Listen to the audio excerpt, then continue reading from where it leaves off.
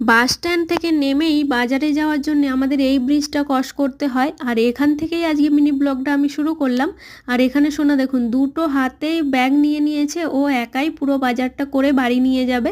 আর এখানে ঢুকেই দেখছি ভালো ভালো মূলো পেয়ে গেছি, তো মূলোগুলো প্রথমে নিয়ে নিলাম, দামটা অন্য দিনের তুলনায় অনেকটাই সস্তা।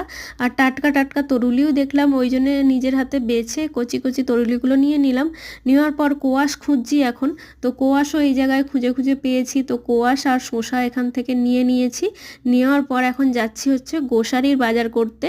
আর সোনার হাতে এই যে পাখা দেখছেন, পাখার মতো খেলনা, তো ওগুলো দেখতে পেয়েছে, তো ওগুলো নেবে বলে ওই জন্য ওকে কিনে দিলাম। দেওয়ার পর গোসারির বাজার হয়ে গেছে। আর এখন আমাদের জল পিপাসাও লেগেছে, আজকে বোতলটাও আনা হয়নি, তো ওই জন্য এখানে ডাব দেখলাম, তো ডাব খেয়ে নিচ্ছি।